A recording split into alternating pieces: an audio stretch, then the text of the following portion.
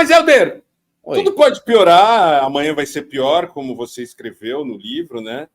E o seguinte, tudo vai piorar mesmo, cara. Por quê? Por que vai piorar? Porque duas notícias que vieram hoje. Não foi só ontem, tá? Ó. Tarcísio admite que incêndios de São Paulo vão piorar por causa do clima. Isso aí. Vai piorar. Vai piorar. Aí você tem aqui São Paulo tem a pior qualidade de ar pelo segundo dia consecutivo entre grandes cidades do mundo. A gente teve ontem, a qualidade do ar de São Paulo, às 8 desta terça-feira, é a pior pelo segundo dia consecutivo entre 120 cidades monitoradas pelo site suíço IQE. Nesta segunda, a capital paulista já tinha alcançado a posição. A lista só inclui grandes cidades. A empresa suíça é especializada em tecnologia de qualidade do ar e organiza o ranking de 120 grandes cidades no mundo, com dados gerados por estações operadas por governos, instituições de pesquisas e organizações sem fins lucrativos. Com registros de 158 no índice usado pelo site, a capital paulista superou Kinshasa, Dubai, completaram a lista das 5 cidades com ar mais poluído, Delhi, na Índia, e Jerusalém, em Israel. República Democrática Kinshasa no Congo, Dubai, nos Emirados Árabes.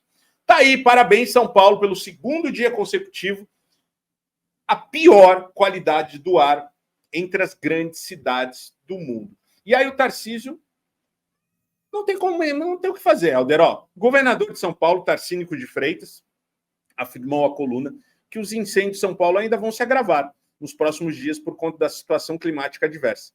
Devemos ter agravamento dos focos em função das condições extremas. O que agrava ou ameniza a situação é o clima. Só o clima.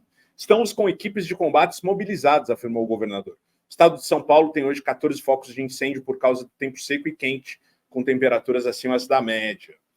Uma frente fria deve chegar apenas no sábado, amenizando a situação em uma parte do território. Segundo o governador, já foram mobilizados equipamentos, caminhões-pipa e brigadistas para o enfrentamento das chamas.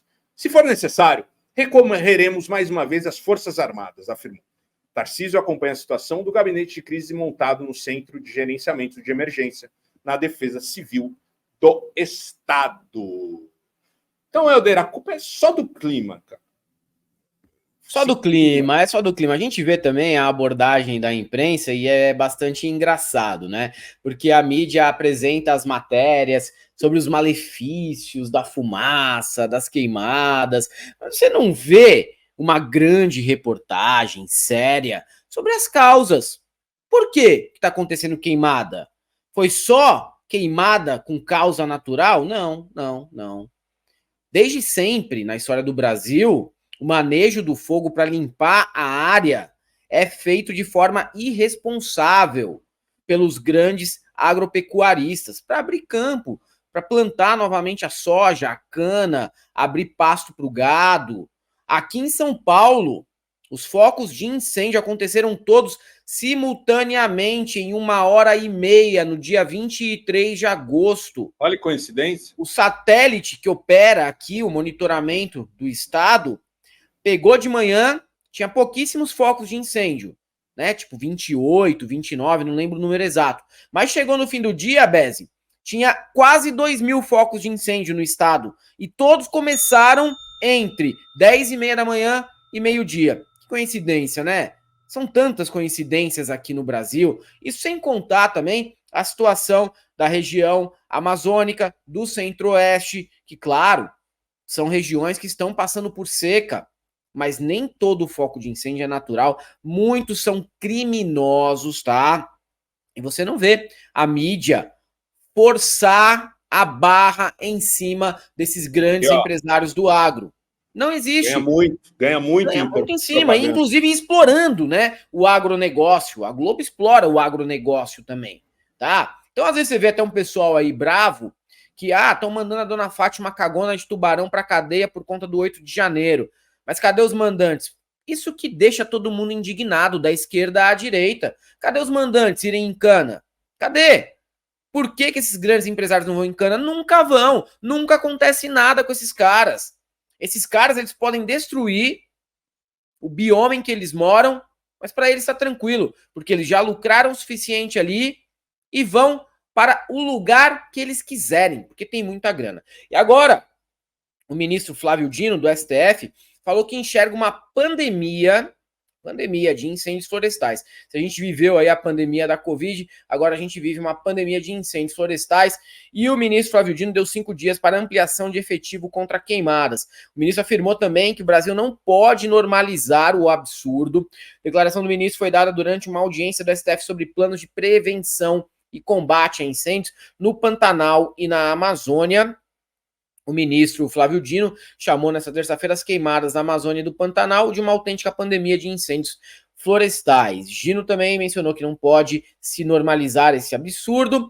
O objetivo da audiência foi avaliar o cumprimento por parte do governo de uma decisão da Corte que determinou a apresentação de planos de prevenção e combate a incêndios no Pantanal e na Amazônia. Segundo o ministro, seus poderes precisam enfrentar o problema, assim como fez durante a Covid-19 e as cheias do Rio Grande do Sul. Dino reforçou os impactos dos incêndios não só no meio ambiente, mas na vida humana e na economia. Na ocasião, chamou a situação de grave e inaceitável. Afirmou também que as queimadas não estariam ocorrendo se não fosse a ação humana. Antes da audiência, Dino enviou uma lista de 9 perguntas à AGU sobre os planos do governo para enfrentar a alta de queimadas nas regiões. As respostas foram apresentadas nessa audiência quando o governo informou que fez para cumprir a ordem de Dino para reforçar o combate às chamas nos 2 biomas. Dino, que é relator das ações sobre o tema, marcou uma reunião similar para o dia 19 de setembro, semana que vem, com governadores dos estados atingidos. A decisão, ela prevê o seguinte: convocação imediata de mais bombeiros dos estados não diretamente atingidos para a Força Nacional no prazo de 5 dias corridos.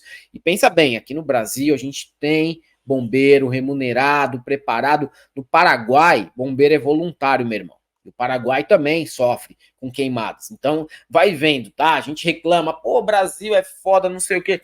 Quando a gente compara com o resto da América Latina, às vezes a gente dá até graças a Deus de estar aqui. Realização de mutirão da Polícia Federal, das Polícias Civis e da Força Nacional para investigação e combate das causas de surgimento de incêndios por ação humana. Adoção de plano de ação emergencial de prevenção e enfrentamento a incêndios florestais para 2025, com prazo de 90 dias corridos para elaboração e apresentação ao relator. Ampliação do número de aeronaves mediante o emprego das Forças Armadas, bem como a contratação ou requisição junto ao setor privado, no prazo de 10 dias corridos. Vamos ver se esses cu de burro vão fornecer as aeronaves ou vão ficar chorando para fornecer as aeronaves. Encaminhamento pelo Ministério da Justiça e Segurança Pública, no prazo de 30 dias corridos, do cronograma das ações que serão implementadas pelo Plano Amazônia, Segurança e Soberania. Determinar ampliação do efetivo da PRF na fiscalização no âmbito da Amazônia no Pantanal, no prazo de 5 dias corridos. Vamos ver aqui a fala do Flávio Dino.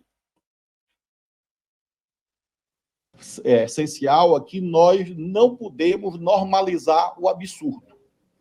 Essa premissa é fundamental, porque nós temos que manter o estranhamento com o fato de, nesse instante, 60% do território nacional, direta ou indiretamente, está sentindo os efeitos dos incêndios florestais das queimadas. Isto é um absurdo, isto é inaceitável. E é claro que a base científica que explica isto, falaremos disso em breve, mas nós temos que reconhecer que nós estamos vivenciando agora uma autêntica pandemia de incêndios florestais. E assim como os 3 poderes se mobilizaram quando do enfrentamento da pandemia do coronavírus ou quando da tragédia ambiental no Rio Grande do Sul, idêntica mobilização deve ser feita, está sendo feita em larga medida, mas deve ser reforçada, ampliada, para que essa pandemia seja enfrentada, uma vez que nós estamos tratando de danos a vidas humanas, danos à fauna e à flora, muitas vezes irreparáveis, nós estamos tratando de danos à saúde humana e danos econômicos ao país. Desde a economia popular, em face do aumento de preços, até, evidentemente, o risco de haver retaliações ao nosso país na arena internacional. Então, nós estamos diante de uma situação realmente grave. E esse é o olhar que nós vamos imprimir nesta audiência. Aí a fala do Dino, né, cobrando o governo cobrando também, tem que cobrar também, né? A gente tem que cobrar também o legislativo. Houve ali tentativa de implementar o orçamento dessas áreas de combate à degradação ambiental, e o legislativo propôs valores menores para serem gastos desde 2023. E aí o governo teve que recorrer a orçamento, né, emergencial para conseguir cobrir, porque, na verdade, aquilo que foi proposto para o ano era muito pouco. Foi muito pouco. Proposto para o ano foi 298 milhões. E o governo acabou gastando 500 milhões. 500 milhões. E a proposta do executivo era até bastante conservadora, 318 milhões. E eles acabaram gastando 503 milhões no ano passado, tá? No ano passado. Então precisa de muita grana. O que o governo faz hoje, que é um governo que ao menos não foge da raia, que é um governo que pelo menos atua para resolver a situação, diferente do anterior, mas o que o governo faz hoje é enxugar gelo, Marco Bezzi, porque isso aí precisava ser evitado, precisava de uma caça às bruxas, para evitar o que aconteceu no Rio Grande do Sul, para evitar o que está acontecendo agora, mas não. A gente vive de enxugar gelo. Depois que ocorre, aí o governo vai lá, toma medida emergencial, manda mais grana para a área atingida. Só que até aí, os mais pobres já se deram mal, porque perdem o lugar onde moram, perdem muitas vezes uma plantação ali de agricultura familiar, são afetados também na parte da saúde, e o repasse de preços, porque outras culturas serão atingidas, como o café, a laranja. Esse repasse de preços, ele pesa sempre no bolso do mais pobre. A classe média alta, o rico, não tá nem aí se a laranja, ou se o açúcar, ou se o café aumentou no mercado. Faz diferença para você, por exemplo, Bezzi, o preço da laranja, o preço do açúcar? Para mim não faz, cara. Se a laranja tiver 5, se tiver 10, eu vou comprar do mesmo jeito e não dá diferença no meu orçamento. Mas pro mais pobre dá. Pro mais pobre dá. Então, no fim das contas, né, quem acaba pagando por essa inércia da classe política brasileira é o mais pobre sempre. Sempre. Não tem escapatória. É esse o cara que vai perder emprego, é esse o cara que vai perder dinheiro, é esse o cara que vai perder casa, é esse o cara que vai perder tudo nessas tragédias que são contínuas. A cada 6 meses tem uma nova, às vezes até menos. É desmoronamento, é alagamento, é queimada, aí tem rompimento de barragem. A gente vive nesse ciclo, né? Dentro desse ciclo. A cada 6 meses tem alguma novidade aí. É Rio Grande do Sul, agora é Amazônia, Centro-Oeste, São Paulo, daqui a pouco é o Rio de Janeiro, depois vai é a piorar, Bahia. né, Helder? Toda hora, cara. Não precisamos falar isso. Não somos Bidu, nem prevemos o futuro. Só vai piorar. Sim. Porque a inanição da parte pública, né, do Estado como um todo, tá na voz, no que falam as pessoas e naquilo que o Congresso também deixa passar.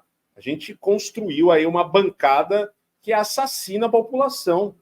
Né? O Congresso é isso. São interesses particulares de pequenas pessoas, de poucos empresários, abarrotando e assassinando a população. Né? Basicamente isso, de diversas formas. Essa é mais uma. Sim. Tá? É uma espécie de genocídio também.